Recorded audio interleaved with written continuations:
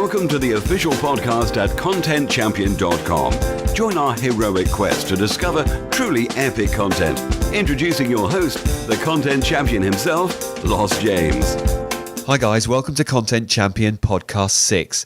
Today I'm absolutely delighted to be joined by Corbett Barr, founder of Think Traffic and renowned expert on how to build a thriving and profitable online audience. I'm a big fan of Corbett's work, so it's great to have the opportunity to tap into his knowledge on blogging, content marketing and traffic generation. Let's get started. Thanks very much for coming on, Corbett. Yeah, I'm happy to be here. Thanks for having me. Now, most people in the IM and blogging space will know all about you, but for those who don't, could you tell us about yourself and your businesses, please? Sure. I run a blog called Think Traffic, which is all about how to attract an audience to your website or blog. And I've been doing that for about 3 years. And we attract somewhere between 100 and 200,000 visitors per month who check out the free articles that we write there. Wow. Now, Content Champion is all about highlighting great quality content across the web. And you're really the Jedi Master at this. So why is writing epic content so important in today's online world?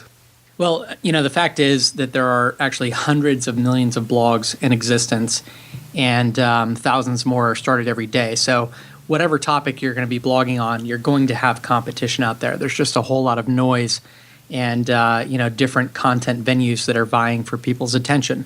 So if you want to stand out, if you want to succeed, good content isn't good enough anymore. It's really just the price of admission. And in order to stand out and sort of rise above that noise, you really need to create something that is better. I use the word epic content, which to me means content that has the ability to actually create value, to change people's lives, to make people think, something that just really grabs people's attention and makes them pause for a minute to really consider what you're saying. There are so many great posts on Think Traffic. I've been reading the blog for a couple of years. I mean, what specific advice do you have in terms of how to write amazing content?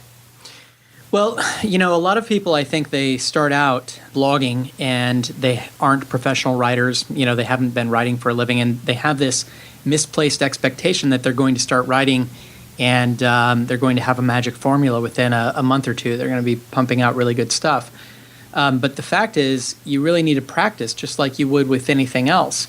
And unfortunately, what I see a lot of new bloggers doing is essentially writing the same thing over and over again, and yet expecting different results. They're writing the same type of content and not necessarily attracting an audience, but expecting that at some point they're going to have a breakthrough. So what I encourage people to do is really to stretch their boundaries and to try a lot of different things. If you typically write short sort of inspirational posts, try writing something really in-depth. If you write things that are sort of surface level and just prescriptive, instead try writing something that's really heartfelt and personal. And just explore the boundaries and see where there's a match between your writing and what your audience is looking for. Without that, deliberate practice and trying different things and trying to get better, your content is unlikely to just magically have a breakthrough one day. So I guess this is obviously looking at your target audience and really finding stuff that resonates with them on quite a deep level. Yeah, absolutely. Yeah, and that's the other thing. The big mistake that people make, I think, is not really envisioning who their target audience is and not writing for an audience, not really thinking about how what you're writing is going to help your audience solve a problem or address a specific need or desire. Now, I'm a professional copywriter. I've been writing for 14 years for clients up and down the UK and Europe. There is a debate raging really as to whether, there's a if you build it, they will come approach to writing epic content. If you just write great stuff, people will share it. There's a kind of another side of the argument saying you have to promote the content as well. What's your view on this? Do you still have to promote the content even though it's fantastic? Yeah, I think they're both right in some respects. I mean, the funny thing about these arguments is that you can find counterexamples to anything online. There are people who say that you have to write blog posts, every day in order to be successful, and yet you can find plenty of blogs where people only write once every couple of weeks and are successful. So, there are counter examples to every rule. As far as content goes, I often feel that if you don't have great content, all the promotion in the world isn't going to get you the results that you're looking for. Right. So, if you really wanted to succeed, you have to have a good balance of both. You have to have great content, but you also have to have really strong promotion, because I have rarely, if ever, seen that someone creates really great content and then somehow magically it becomes popular. You do occasionally, have some sort of viral hit, but in all of those cases, you have to prime the pump at least and get the word out about your content. You have to at least share it on social networks or social bookmarking sites or whatever, so that people can discover it, because otherwise, you might just be writing in a vacuum, and that great content that you're producing goes to waste. And in terms of promotion, is social media becoming more prominent than sort of old-fashioned SEO techniques, if you like? Well, I don't do any SEO, really, and I generally encourage bloggers not to worry about it, because I've seen a lot of people affect the quality of their content because they start writing for the search engines as opposed to the end user.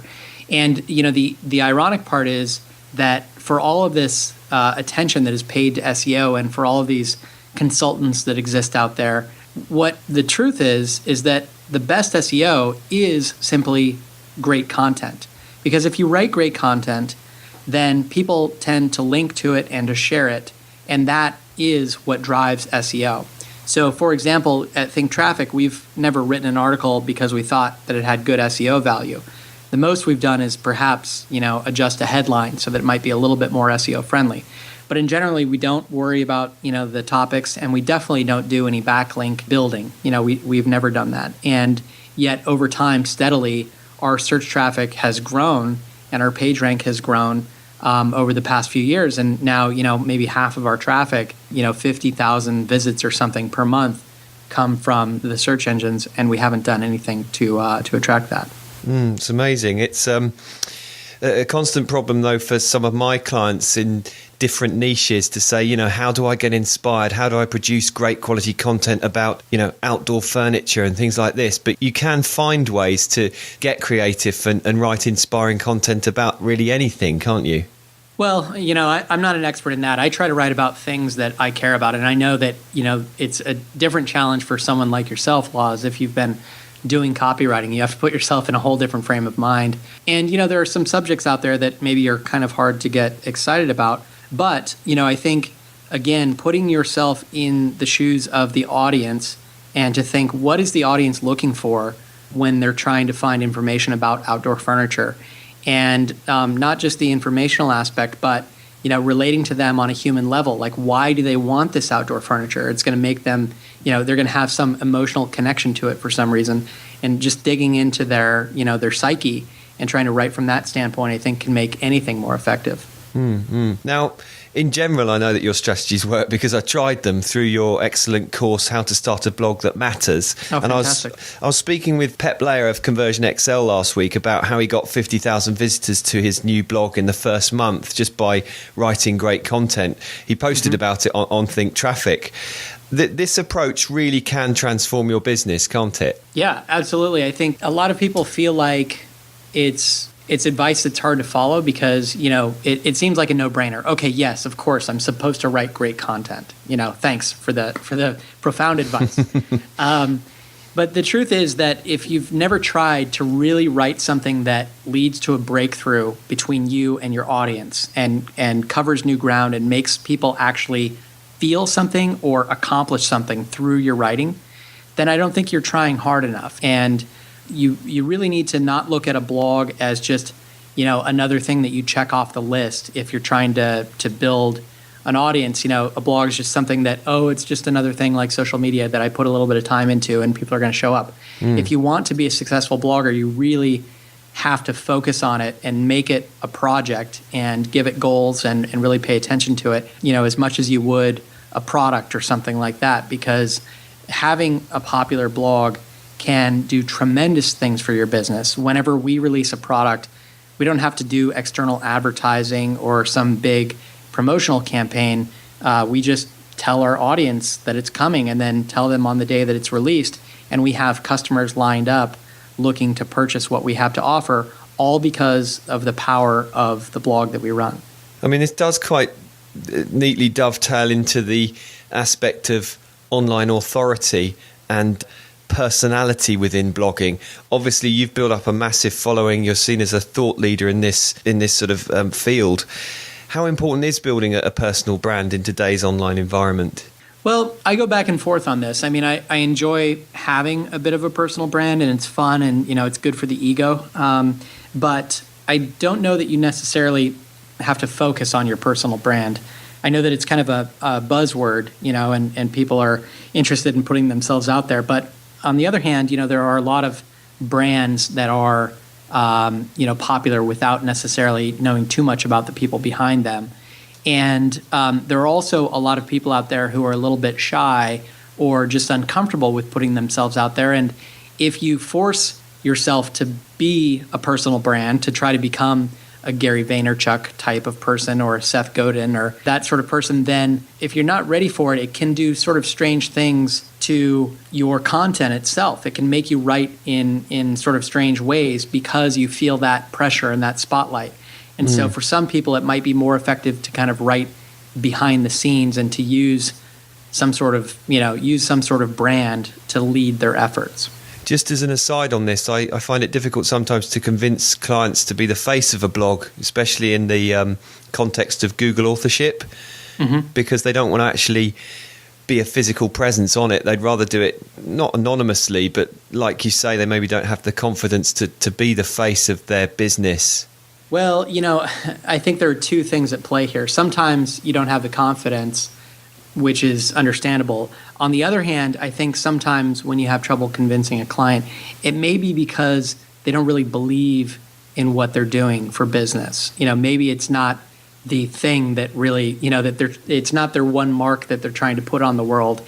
And if they're writing about outdoor furniture or whatever, as an example, maybe they just don't want to be associated with it. In some cases, maybe not for an established business, but for other blogs, it can also be okay to use a pseudonym. I've seen this done effectively in the past to sort of take on, a new personality or something, and that can actually give you more freedom in your writing.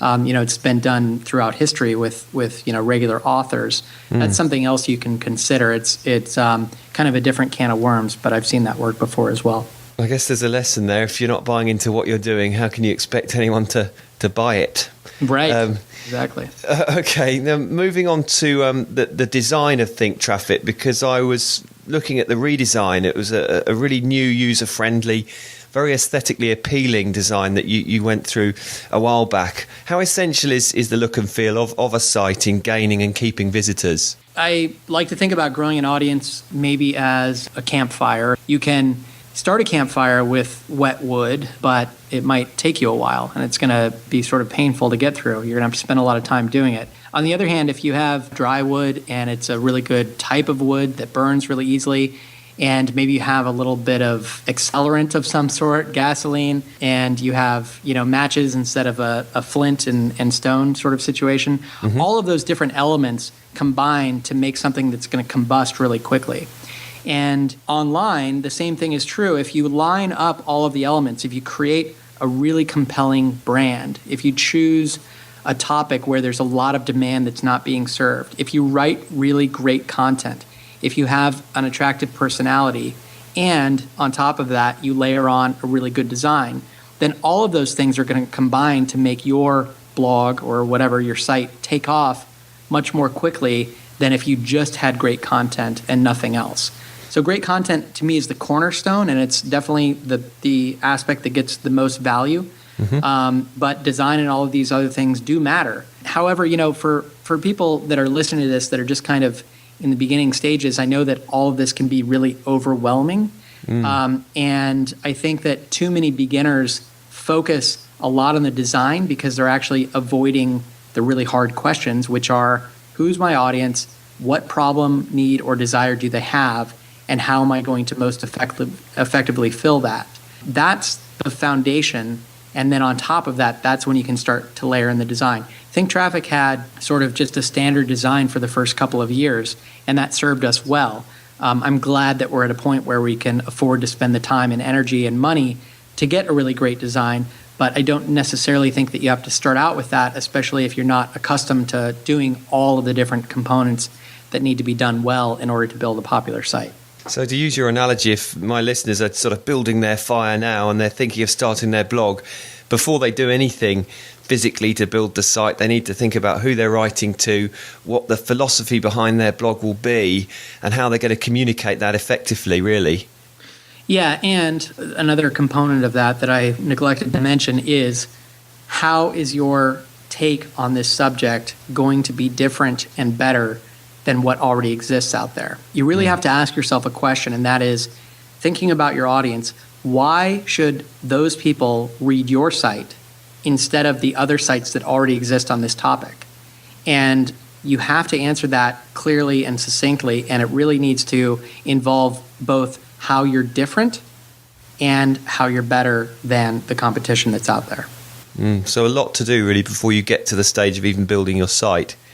Yeah, and that's you mentioned the course that I've written, the Start a Blog That Matters course. For anyone that's gone through that, they know that I spend a lot of time, weeks in the beginning, helping people to think about who their audience is, what their topic is, and how they're going to approach it from a unique angle before you ever get to writing your first blog post or setting up your site. Creating a blog can be a very mechanical thing. Yes, I need to go to WordPress or Squarespace or whatever and set up the blog and all this kind of stuff. And yes, it is a lot about writing. But before you write anything, to me, you need to have a clear picture of who you're writing for and what you're trying to help them with. You're listening to the Content Champion Podcast, showcasing high-quality content across the web. Now let's just widen the discussion out a bit. Given the recent Google changes, is growing an audience through your blog or your email list or social media now the key to long-term success in running a profitable online business? Well, there's two ways to look at that. The first is that, as I said before, I've never worried about SEO tactics before at Think Traffic, and yet we attract tens of thousands of visitors from the search engines every month. Likewise, some of my friends who run some of the very biggest blogs in the world, for example, Zen Habits by Leo Babauta, one of the biggest single author blogs in the world, he's never worried about search engine optimization, and yet he gets tons and tons of traffic from the search engines. So the other side of that coin is that if you think about it, Google is a massive company with some of the brightest minds in the world, trying to make sure that their search engines are going to serve the most relevant content, not the content that has somehow gamed the system. So every day, Google is trying to work to make the efforts of SEO people less valuable. And in the end, they want content that is truly valuable and is sort of naturally linked to by other people because they found it valuable. So if you follow that approach with your content, if you just try to make it useful to your end audience, it will attract links and it will become popular in the search engines. And I think even more over time, that strategy is going to work better and better. Okay. As a thought leader, really, in the content marketing and blogging space, what trends do you see developing over the next year or two? What trends do I see? Well, here's something that I like to see people try to do, and that is, when you're starting out online, it's very tempting, if you're going to blog, to start a blog that is aspirational in the direction that you want to go. So, for example, you see a lot of blogs that are about following your passion and doing what you love, or a lot of blogs about lifestyle design and being able to work and travel and live from anywhere in the world. The difficulty in starting one of those is that there's a chicken and the egg problem. You want to write about that, but you don't have any experience with it, so you're trying to achieve it yourself, and you're trying to achieve it by teaching other people, or at least talking to other people about it, but you're not actually able to share a whole lot of concrete, valuable information that's going to help other people achieve that thing. So a trend that I see is towards people actually starting blogs on other topics that are less direct. So let's say you want to achieve this idea of lifestyle design and being able to live anywhere in the world. Well, it's probably easier for you to do that by starting a blog on some completely unrelated topic. For example, you look around the technology world and you see something that's popular now, like Bitcoin, for example, and that's something that you've been interested in, or maybe Kickstarter, or some other sort of technology that's kind of on the rise that you've been somewhat interested in, to dig in and to try to become an expert on that topic as a way to help you achieve your overall lifestyle goals. that's much more effective than having a broad discussion about what you want from life, because it's more about you than it is about your audience, and that's always a tough position to be in. It's a difficult equation. I've started a couple of blogs. The first one, I did exactly that. I kind of had quite a broad canvas, and it was fascinating to me, and I didn't really consider the target audience properly in how they would react to the content. So I was, writing some great content, if I don't mind saying so myself, and getting really excited about it and thinking, actually, where is the audience here? And if you flip it round and completely take yourself almost out of the equation, the success of the second blog has been much more marked. So it's definitely a strategy that works, and I do advise everyone to have a look at your course, which actually brings me on to your online training community, Fizzle. You've got a new book out. Can you remind us, please, where we can find all your great products? Yeah, so thinktraffic.net is the easiest place to find us, and there are links to everything that we do from there. The newest project that you just mentioned, Fizzle, at Fizzle.co, is essentially a video training library for online business builders. So we don't just cover how to build a successful blog. We go much deeper than that. For example, I just released a course within there called How to Build Your Email List to 10,000 Subscribers and Beyond. We have other courses on how to define your audience. And then we involve experts in different areas. Pat Flynn from Smart Passive Income just released a course inside of Fizzle all about affiliate marketing and how to earn money from affiliate marketing commissions. So essentially, we're trying to build a big platform full of all kinds of courses that people can take to help them build, successful online businesses. And in addition, we have a really vital community inside of there. Every day, people are challenging one another, accomplishing new things, breaking new boundaries. And, when you put the two together, the training library plus the community, some really interesting things can happen. So that's over at Fizzle.co.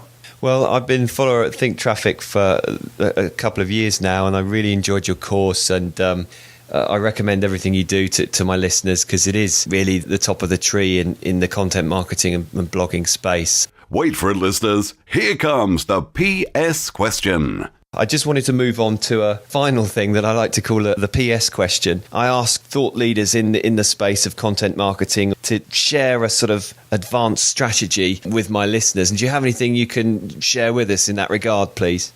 An advanced strategy. Here's a simple one that doesn't get talked about very often, and that is simply to name names when you write your content. When you're writing a blog post, if you actually link out to other bloggers and include their name, their blog name, and talk about them in some way that's related to your content, it's very likely that those people are going to discover your content, and if it's flattering and useful, they might share it with their own audience. So that's a great way to get on the radar of other people, to write about them on a regular basis. And I think it's overlooked. I think a lot of people just write content that's directly useful, hopefully to their audience, but they forget to try to reach out to other bloggers, because as we talked about before, there's the idea that, if you build it, they won't necessarily come. That's true.